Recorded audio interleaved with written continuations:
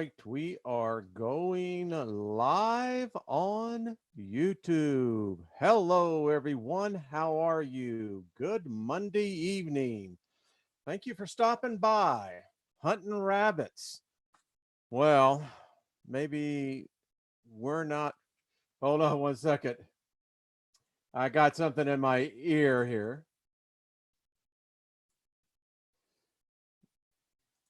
There we go. All of a sudden you're talking and it's so weird. Everyone knows that you get this 30-second, sometimes it's 11-second delay. And I heard the commercial on that one. It was like, holy cow. Well, hello again. So I was talking about hunting rabbits, but I'm almost beginning to think that who's hunting who. So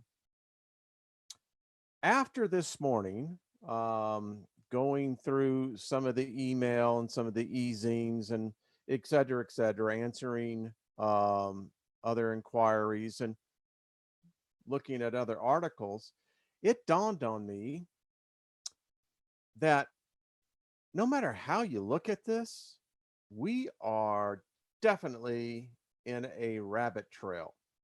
So while I was putting this together, I thought to myself, well, self, why don't we use a little graphics here to help kind of basically talk about this? Now, I don't advocate smoking, but when you're in this kind of a weird illusional world, who knows anymore? And just to show you how this goes, if you were a pregnant woman in 1949, 1950, do you know that doctors recommended pregnant women smoke? Wow. You just go, really? Yeah. So it's kind of just really odd when you think about this. I pulled this one up. This is from the Vietnam era. Kind of really brings this into full scope because I swear at times it's almost as if we're living in a, I don't know, time warp. Think about all the books that have been written, all this knowledge, all this knowledge. And what do we get to show for it? Then we get some weird stuff like this, the moon. And I'm going to get back into the audience here, but can I ask anyone a question? Have any of you seen the dark side of the moon? No, I'm serious. Let me get out of here. I'm just really curious to see, is that just me, or has anyone really seen the moon rotating? I don't know. I have not.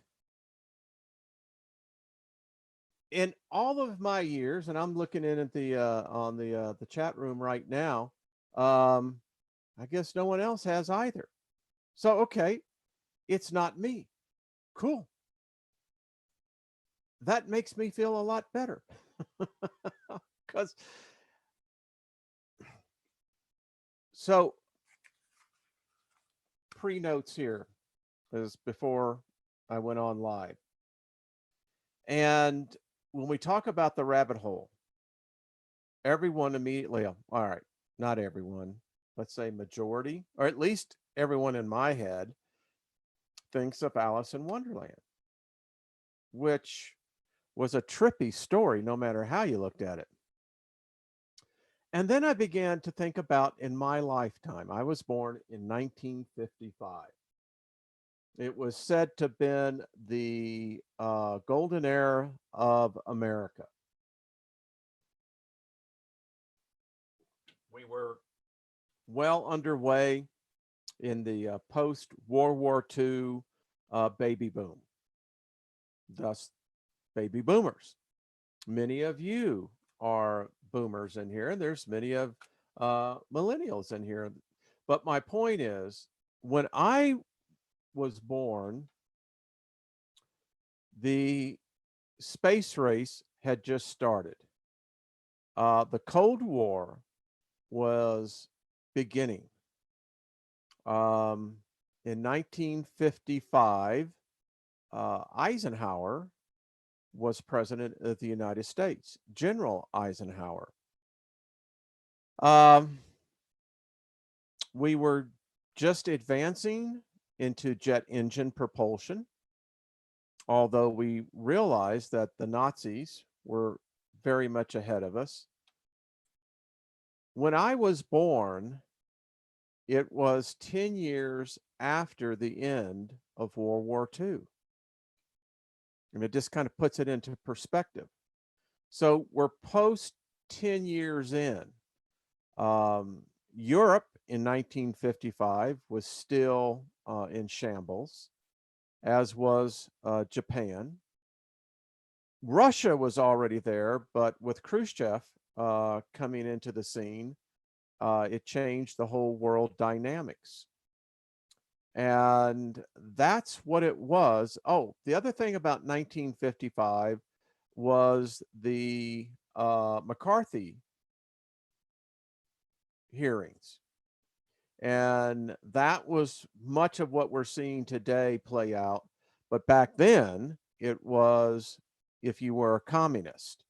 And Hollywood came under a great deal of scrutiny and attack. Was what were you on the list? Were you on the black list? Were you on the white list? And that's what it was. Oh, the movie in 1955 that I still remember to this day. My earliest memories are just past about 19 months old. I can still have memories. Won't tell you what they are, but anyway, it's rather personal. But a summer place was playing in the drive-ins. So there you go.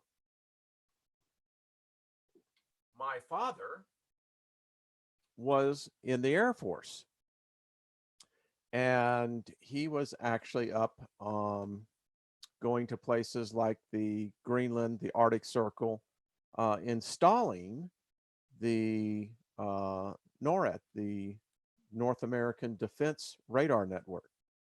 So that's what I can remember in 1955. When I entered into school in 1960, there was a young up and coming politician, war hero,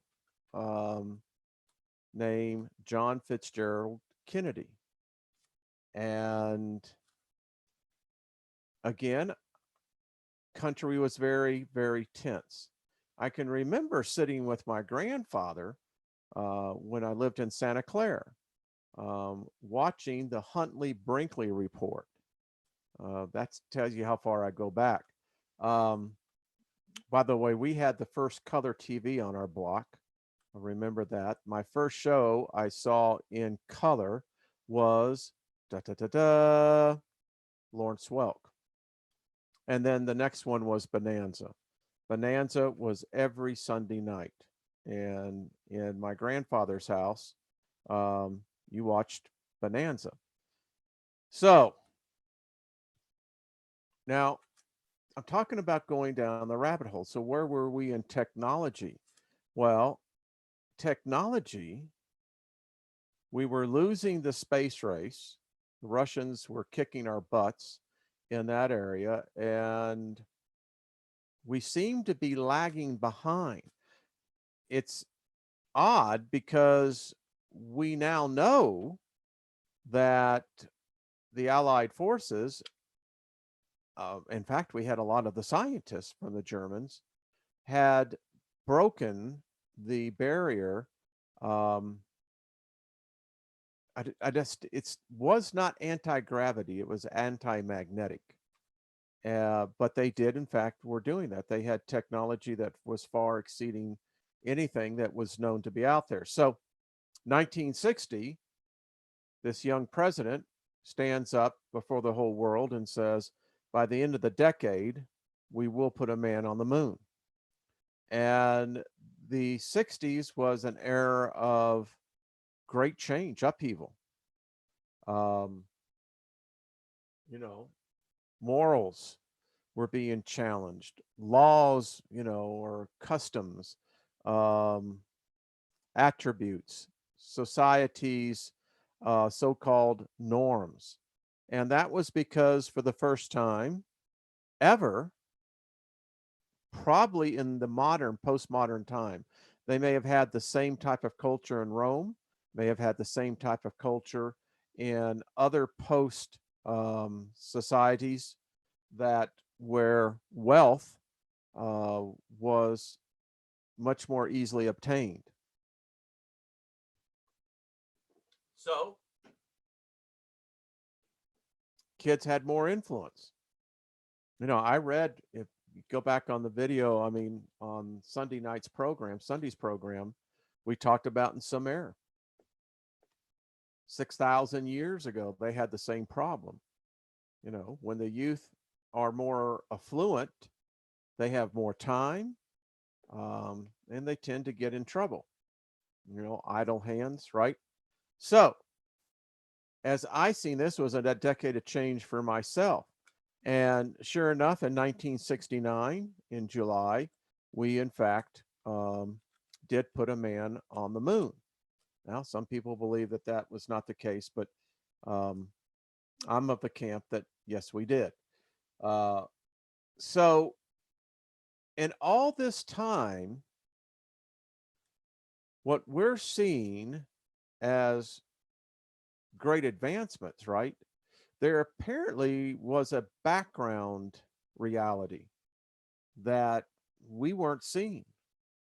And it was much more easier to fool us back in the times of pre-internet, because people were much more susceptible to trust the government, and taking the word of the government was a form of docilation for the masses.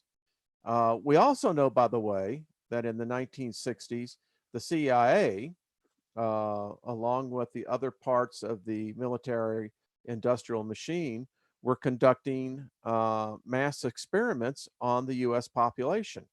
These experiments went from everywhere from infecting people with chickenpox to mass hallucinogenics being used, particularly in mass transit areas. They were producing psychops. Um, oh, well, we can't forget that really, as we came out of World War II, not only did we begin to find that the Germans had technology that we weren't aware of, um, we have the whole Roswell thing. Uh, did or did not a alien craft crash? Well, I think it did. I really do. Something happened. Again, there have been movies, there have been books written on this that Carl Sagan, before he passed on, Stephen Hawking talks about it, that when we exploded the first atomic bomb, splitting the atom, that kind of sent off an alarm or tripped a trigger out with the other species. And our species took a large step forward. Now, the rabbit hole gets deeper. We found it as a breakthrough, but actually, depending on how you look at the record, we have sacred records that, and we have evidence geologically of nuclear weapons being used which would be basically kind of around, depending on where you want to look at this, 4 or 5,000 BC. I mean, go to the Libyan desert. Anyone know what Libyan glass is? Libyan desert glass? Yeah, it's on the surface of the desert. And the only way you can get molten glass like that is by nuclear fusion, something that's intensely hot. So now the rabbit hole goes further down, because what's happening, and I'll show you what's happening. We thought that we were going in a straight line, right? Well, what's actually happening, give me 1 second here. Discussion with visuals. What's really happening is this is happening.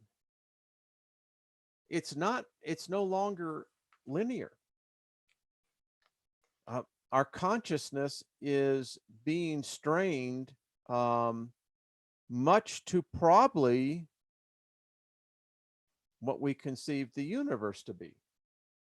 And then there's another problem. Do you know that what we have been shown, and I've done a lot of videos on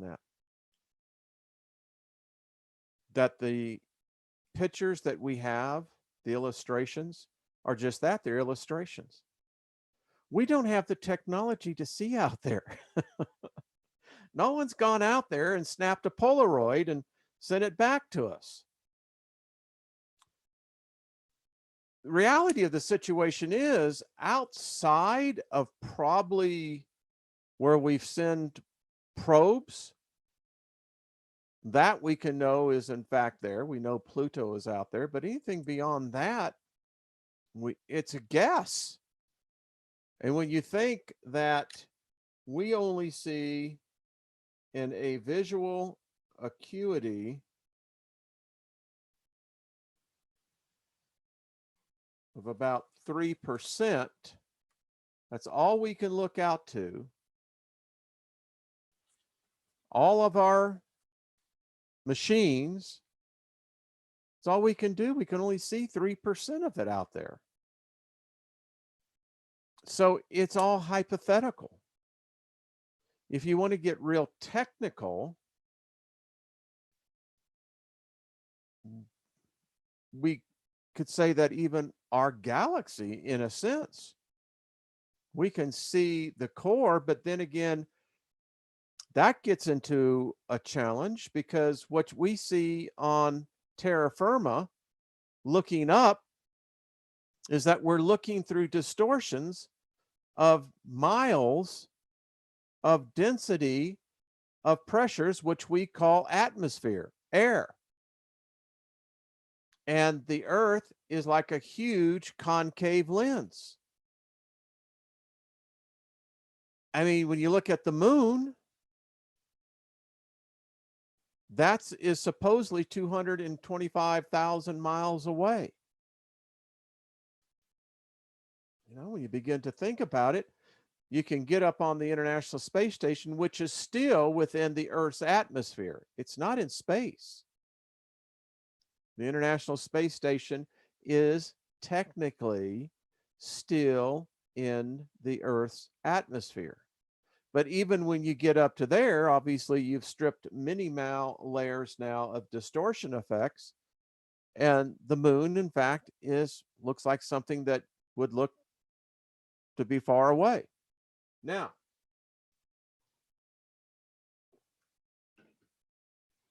all of this is coming at us at a time where, you know, we have technology that should be advancing us, but it's not.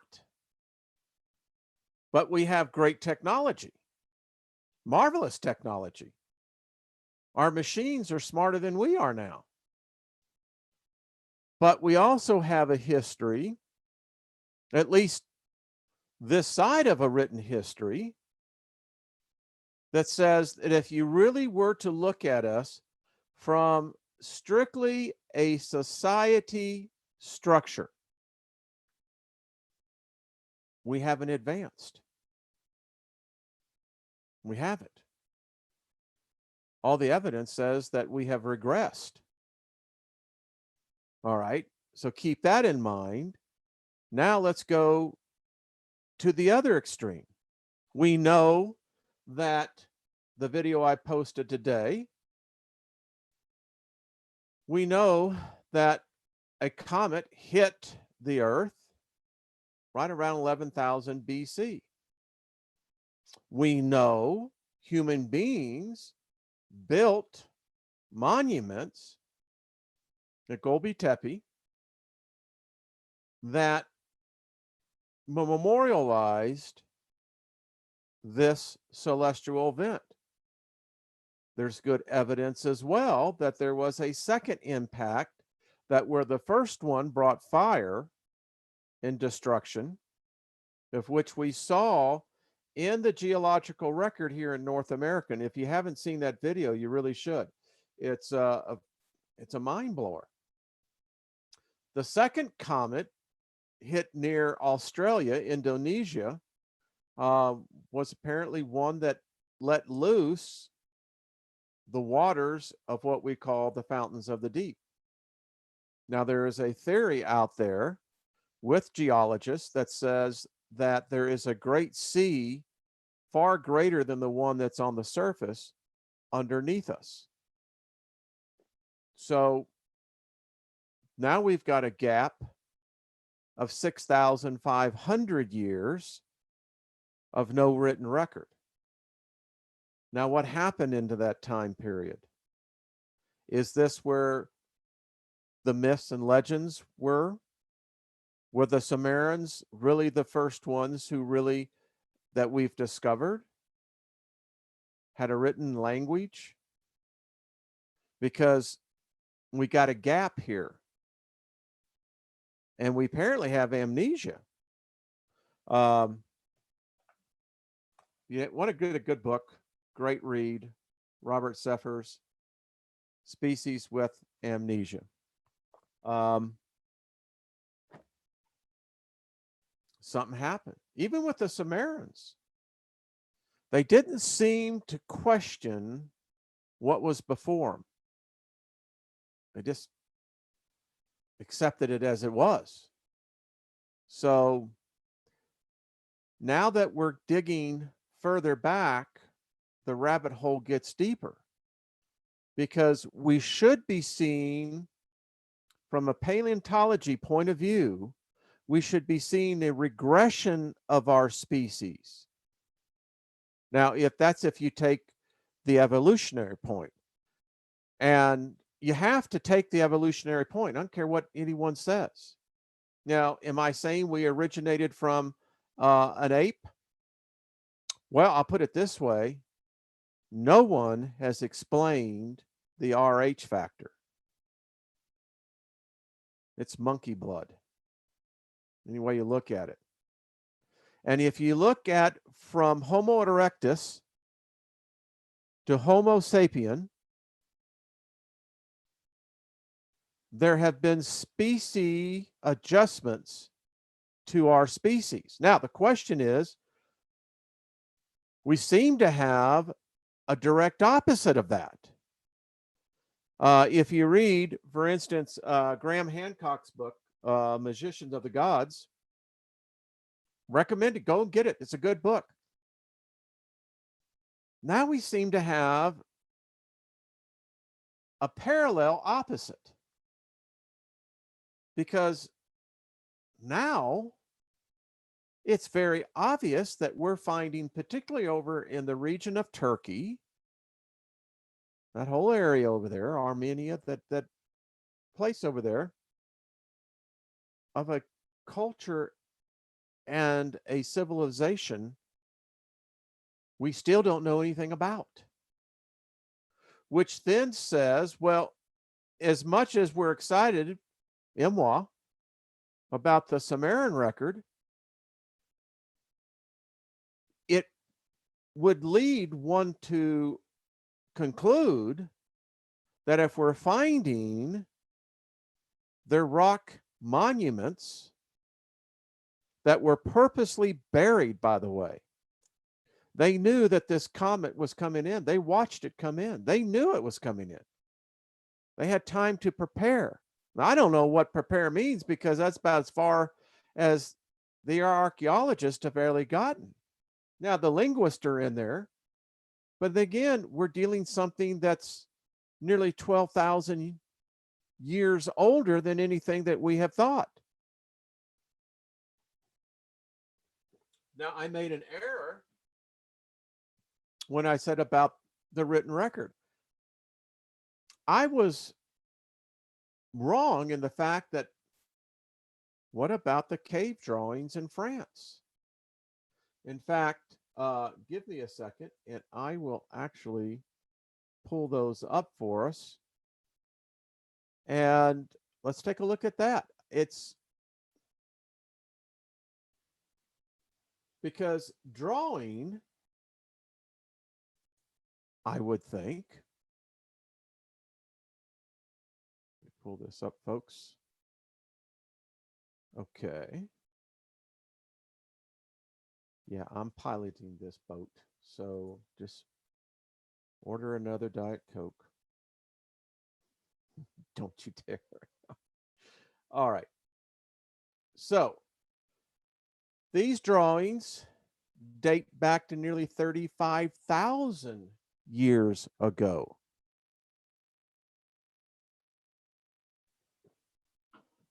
What do we do with this? And the thing that's so odd about these pictures, remember, these were drawn what is modern day France, southern France. So the animals, I always find this one to be kind of one of these messages in the bottle. Think about this one, folks. Gather rosebuds while ye may. I don't know about you, but I get an energy from these people. They were alive, you know. Apparently they had a sense of community. I just find it so interesting when you stop and if you just listen.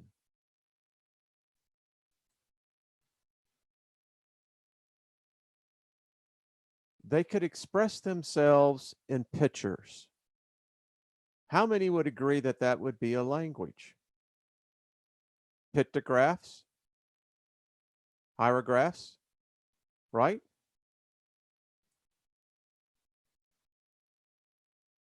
So the earth had to be what most of us have always thought anyway, a living planet, a diversity of animals and humans. Now, can we see what they saw, how they interpreted things? I don't know. What I do know about this picture here is that this picture was drawn from a perspective of someone in the sky looking down. And what amazes me even more, folks, they did this in a cave. Now, as primitive of a mind, when I look at a drawing like this, I don't see a primitive mind. I see a sophisticated mind.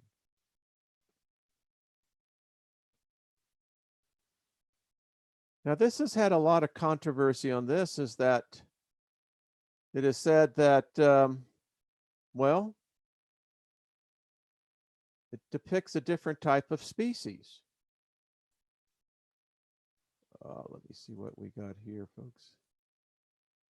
Oh, yeah. So here's the caves themselves, as you can see. Now, I find it remarkable that they could go in, and I used to do a lot of spelunking, a lot of it, almost drowned. Look at this, folks. See, I see intelligence. I see awareness. I see I see a consciousness of humans who knew their place in history. I mean, why else would you draw?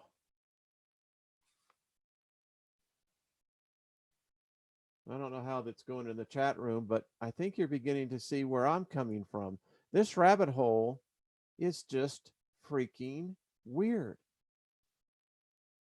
This is one of the pictures that was drawn from a perspective of someone up in the air looking down. And there have been great documentaries on this. Here's another one. Look at that. I mean, that could be you, it could be me. When I look at this, I think about the individual. How long did he live? She. Looks like a male's hand to me. What did they see? It was a different world than ours. But again, I think you would agree with me. This is a language. This is a message.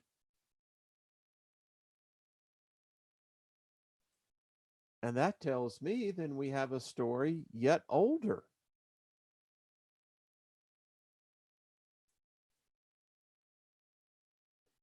I don't know.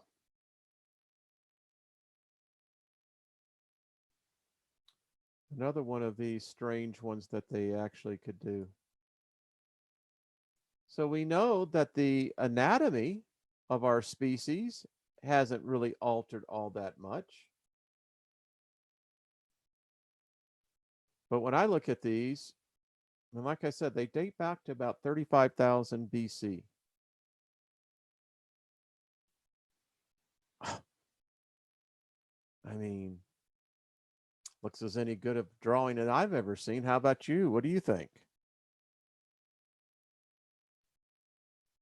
So we continue down the rabbit trail.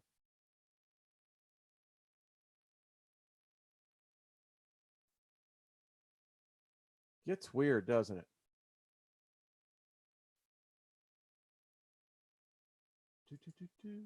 There we go. So I'm going to stop into the chat room, see how y'all doing.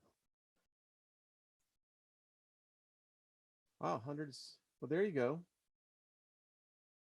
Chew, die, and spit. uh, so, what do you think? I mean, I'm curious. It's because it gets stranger. We haven't only, as they would say, just begun. Hello, Karen Carpenter, wherever you may be. Anyway, so here we are, 2017, about to go into 2018. And as I was continuing to unfold the story for myself, as I look at this rabbit hole that continues, I don't know if it's going down or if it's actually going up. I mean, how do you know what's up and down in space?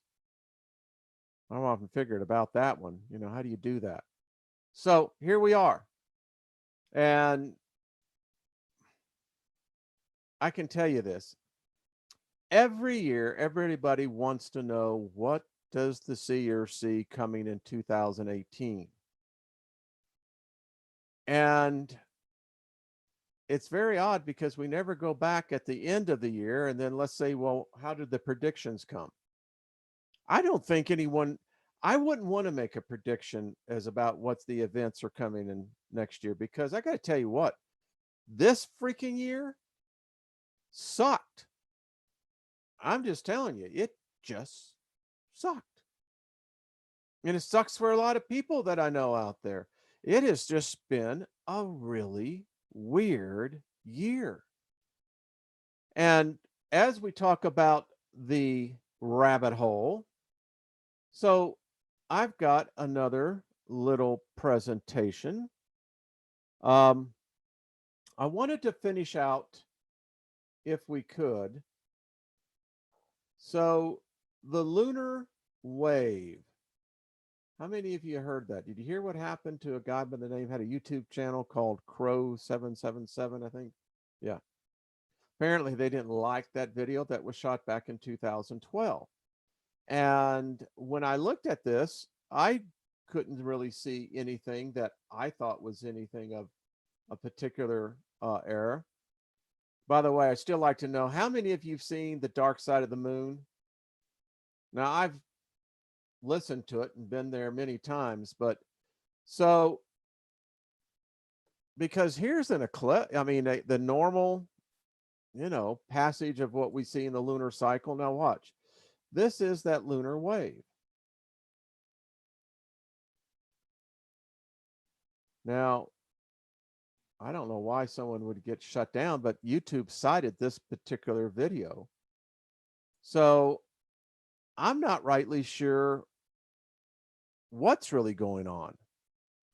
I mean, this is one strange ball up there, because all my life, this is the only side I've ever seen. Never seen. And they say that the moon rotates. Go look that up. Go look at Wikipedia. You can go see it. The moon rotates. I've never seen it rotate. Again, there's that lunar wave. Now, when I first saw that, I said, well, could it have been an atmospheric anomaly? I don't know. I don't see how it could be. And if it was in the atmosphere, then that means it was affecting Earth. And I can't see off of the moon, but it certainly seems that way. And then we've got this. Y'all have seen these. I've done this enough. One of my favorite pictures of showing photons, ionization. There's crafts out there, folks. They'd be going fast. We don't see our friend anymore. This was one that had a lot of controversy. I've said for some time now, I think what we're capturing here is, in fact, and I'll state it for the record, I think we're capturing another object out there. This thing has a cyclical rotation to it. We'll be picking it up here right as we get out of winter. And we may have picked it up again in November yet. They haven't sent out the ones for November, but clearly we capture this time and time again. And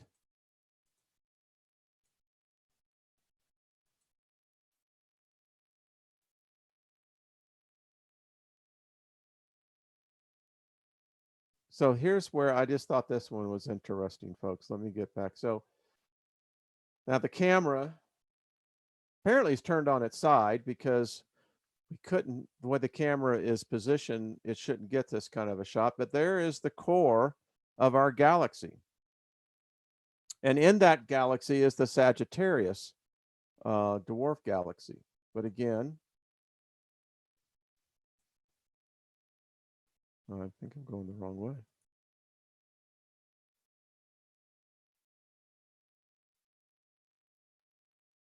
There you go. These are the views that we know we can get. But again, when you get much further than what our instruments are seeing within our solar system, it's very difficult. That's why you should study SETI. It gets you orientated to what's going on out there. And I can tell you the density of the star fields, they've changed. How can I say that? Well, I analyze these every month. Um, I've got over 10 years of every uh, video frame that has been shot. And when I get really bored and I need some stimulation,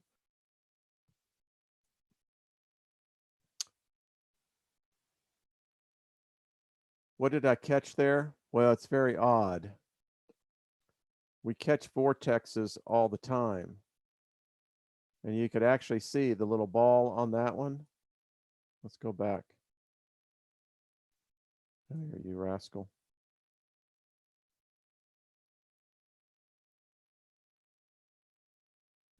Get it back. There you go. You see it? Now watch right in here, folks.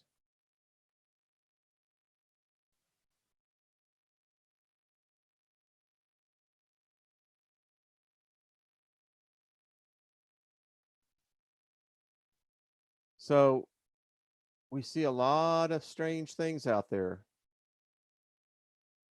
Now, we've talked about this. Are we actually seeing a hand? Well, when you do the frames, and the thing about it is, it's happened more than once. So, yeah, there you go. One more example of how this rabbit hole continues to get weirder. All right, so we're talking now about 6,500 years in one gap of time. Are the caves in Lunar, are they connected to Turkey? Were humans migrating across continents 35,000 years ago? Apparently so. Again, the deluge, which is a geological fact, we know that there was a deluge.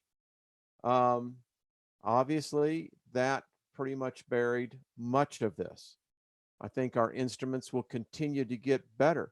But again, now we have another gap in time. We have 6,500 years, what I would call in the, let's call this in the post comet impact of 11,000 BC. All right.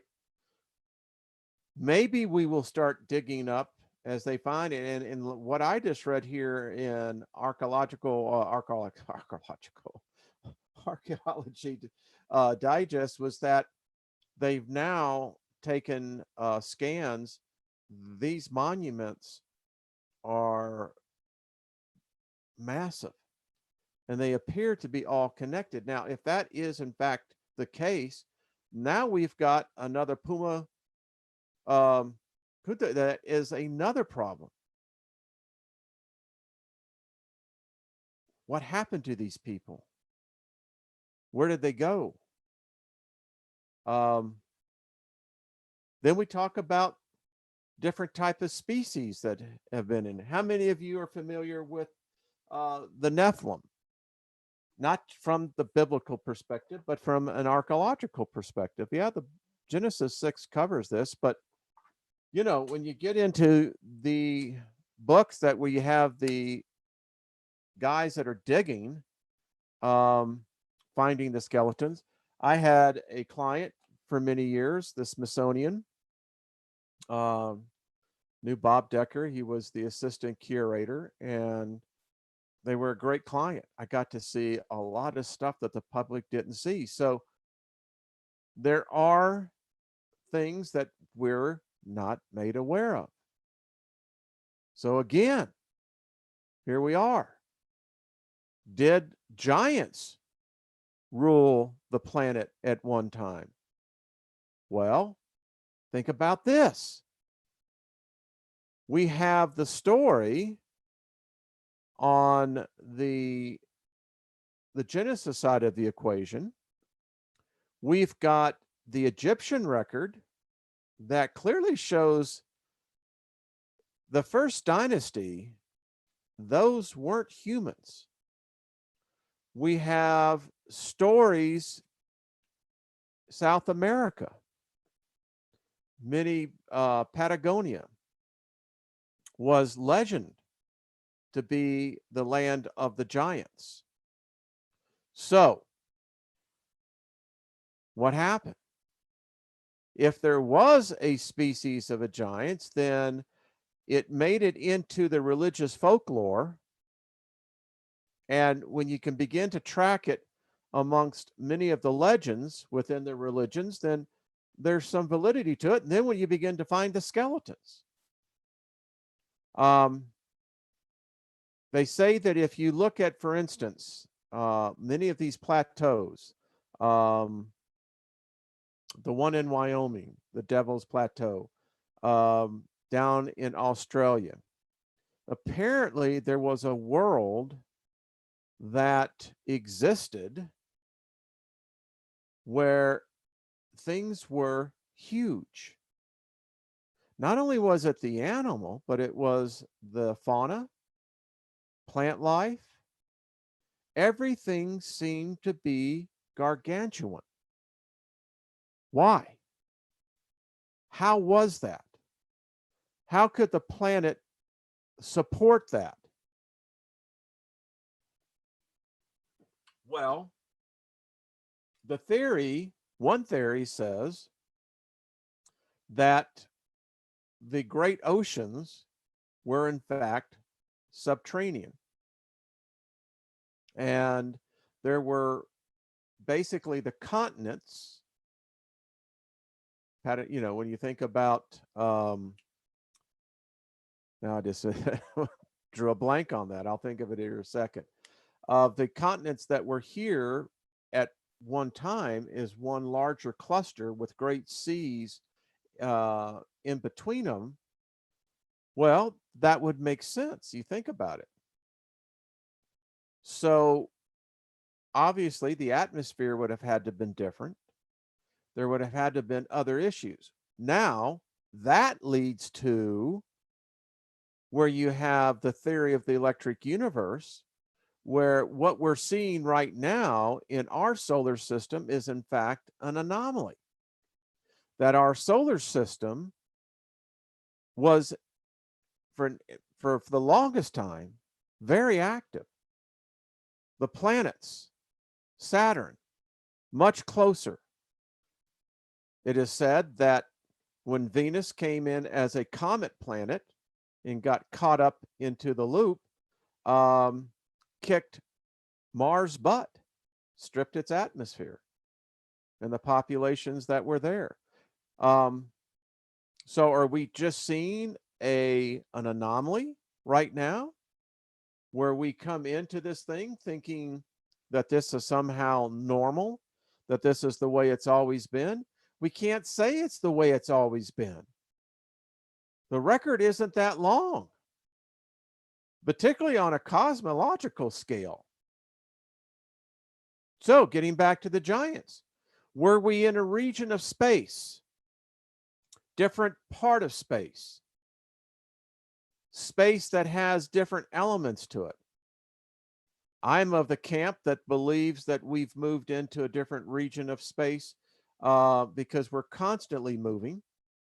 Now, how can I prove that? I can't. I can't prove that the universe exists. I can look out, you know, and then I have to give credence to the thought that, well, if we're moving from in space and we at one time, let's say we were part of the Sagittarius dwarfed ecliptical galaxy.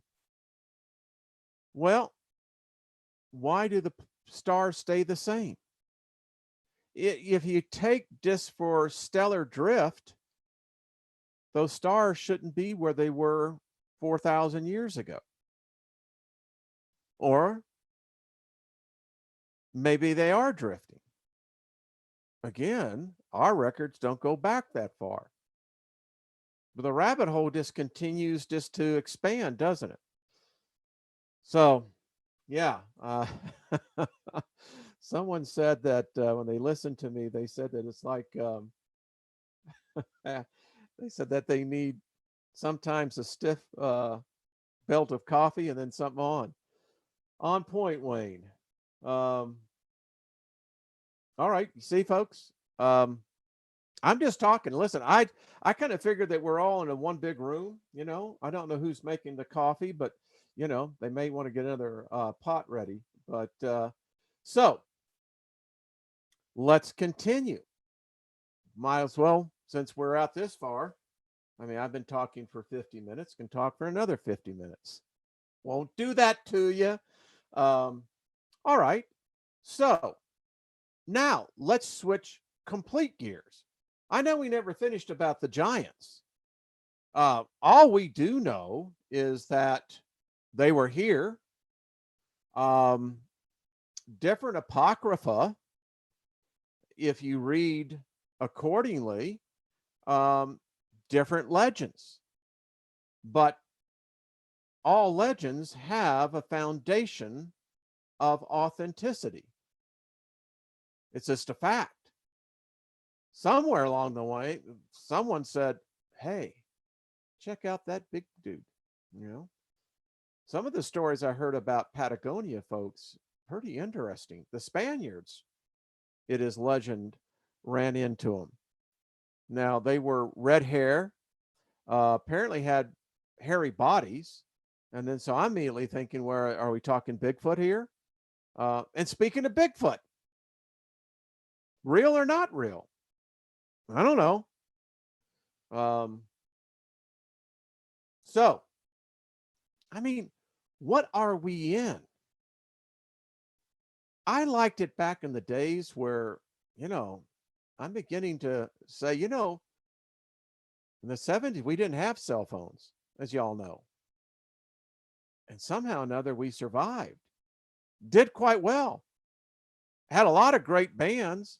I wonder if the great bands that I saw in my time, could they have been, think about this, if they got distracted because of the cell phone? Would we have heard the great compositions by Led Zeppelin, Stairway to Heaven, Jimmy Page, Would we have seen some of the great hits from the Beatles? I think technology may have disrupted that. But I digress. Or do I? Is digressing actually, if you take Newton's law, of inertia, there would have to be an opposite. And if that's true, if there are black holes, then there would have to be white holes as well. Now, we need to give thought to the fact as well, right now, out in the sky, that here it's night, by the way, hit 81 degrees here in Denver. Wow, 81 degrees, folks. We're about to be in the 1st of December. I mean, that's like 34 degrees above normal. If this was July, we would be hitting highs almost 130. But I digress again. So, what are we in? I mean, this stuff just gets weirder and weirder. I mean, if it's not the chemtrails they're killing us, then they're actually sending AI. AI is everywhere. I mean, someone who denies that AI doesn't exist is just, well, where they are, I want to go there. Because it sounds like a pretty good place to go. If you've never heard of AI, I want to go. Sounds like a good retreat, a sabbatical. That's the other thing. We can't find rest. Have my good friend Thorm from Norway telling me that in his country, 25% of the people can't sleep. It's because of Wi-Fi. Now, I coined that word, and I think everyone should use it. That's what it's doing to us. Wi-Fi. Wi-Fi. Wi-Fi. You know that? WHY. So now we continue because here is another subject: alien abductions. You knew I was going to get to it. So, alien abductions. Real? Merely a hypnotic suggestion? Do people actually get abducted?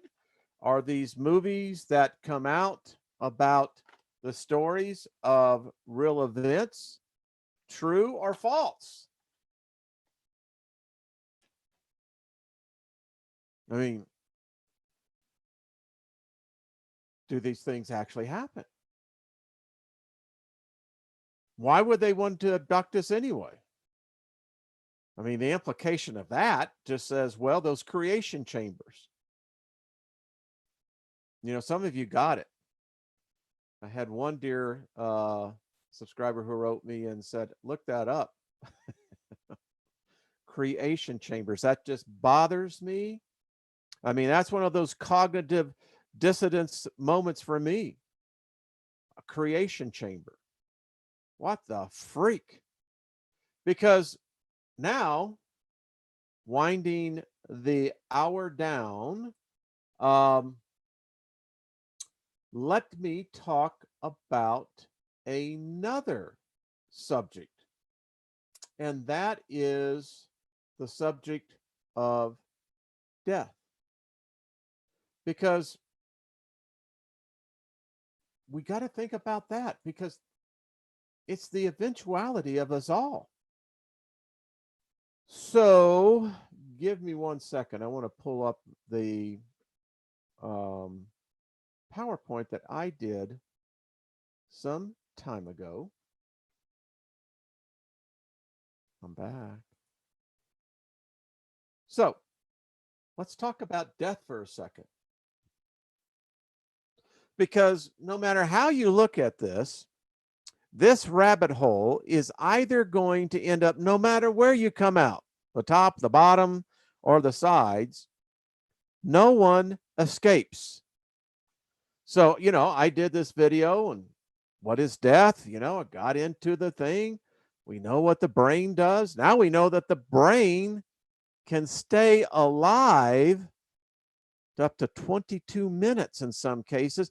And more freakier than that, the brain knows it's dying. I don't know. I mean, is this what we're in? We can't get out? I don't know. Do we create our own death reality? I think we do. Why is it some people go with a smile on their face and the others go screaming? I don't know.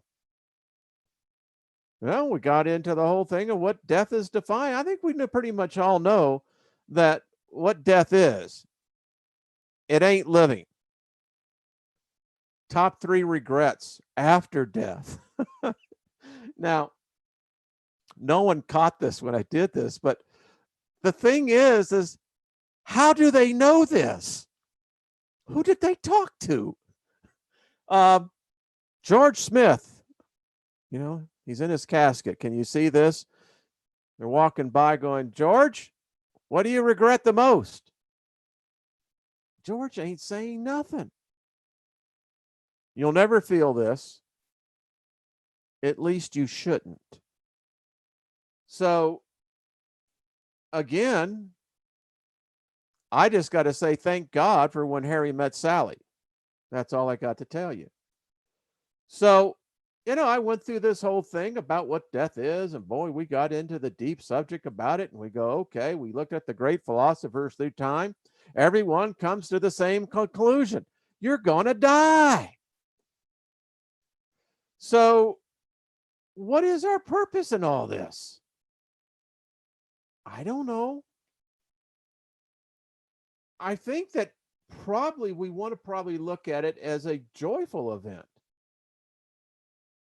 I think that that's what we've missed on this. And no matter what kind of freaking hole we're in, no matter what kind of crazy crap is going on around us, no matter who's trying to pull our strings, if we come to the finality of the conclusion of the thought that, hey, death isn't going to hurt me, it's going to be another experience. And while I'm here, I'm going to grab and I am going to harvest as many experiences I have, both good and bad. Because I think sometimes we feel sorry for ourselves and we want to think about how bad we got it. But, it's the old axiom. If you never experience pain, how would you know what joy is? You know, pain is both good. In fact, you could say that in a lot of ways, pain is good for us. It alerts us to when something's wrong with these biomasses. So, and one thing I can assure you, we all know this. Tomorrow morning, we're going to get up and we may read another article like started this morning, the Thunderbolts Project. We don't know what comets are. When I grew up, they were dirty snowballs. That's wrong. They also have crater impacts. We don't even know where they come from. All we do know is that there's a whole bunch of them out there. More and more every day. So that was my Reader's Digest unabridged edition of Going Down the Rabbit Hole. And I don't know how everyone else thinks about it, but it has been kind of fun here. And told you I'd only keep you about an hour. So, alien abductions. I don't know. Life after death. How is it all going to go? Were there giants here before? All I know is that, what? They give us enough material. We could come here every day of the week, have coffee, drink iced tea, just have ourselves a good time. We could form a community that would be so freaking strong that when you would walk in, you'd have this this energy that hits you going, oh crap, these are deep thinkers in here. And what they don't realize is that we're having the time of our lives. Well, I've been honored to have you here tonight. I thank you for stopping in. Do it again. Definitely got Friday night. I'll try to get in. I do the Wednesday night show with Jeff over on his channel, midweek report. We'll pull Jeff over here and do one on my channel, and that way both audiences. But yeah, folks, and keep your emails coming. I got to tell you what, y'all are a lot of times you inspire me. You know this. I'm on a particular scent, and many of us are tracking parallel to each other. We just happen to have a different piece of the ground. And the great thing I like about it, no one knows on whose piece of ground someone's going to find, something substantial that all the rest of us can benefit from. So that's how I look at it. Listen, I appreciate everyone again. I'll be doing some more programs. Going to be doing another thing on Sumer. I think it's very interesting when we learn their culture. And again, I think their deity structure, I think it's important. I still question why none of these other gods were written in there. But in the consideration of all possibilities, I have to remind myself that, hey, Wayne, there may be a record out there, as my friend Jeff Doherty said, well, maybe there's something else out there. And he's absolutely right. There most likely is something else out there. We now know that there's at least two somethings out there of a great millennia of expanse of time. And I think we all can agree that within that expanse of time, a lot of changes can take place. All right, folks, be kind to yourself. Be kind to someone you don't know. Do something, in this season, think about this. If we did a silent act of kindness to someone who was completely unaware, maybe we can instill hope where hope has been deprived. What do you think about that? All right. Appreciate every one of you. Thank you. Take care of yourselves, and we will talk again real soon. All right. Bye bye.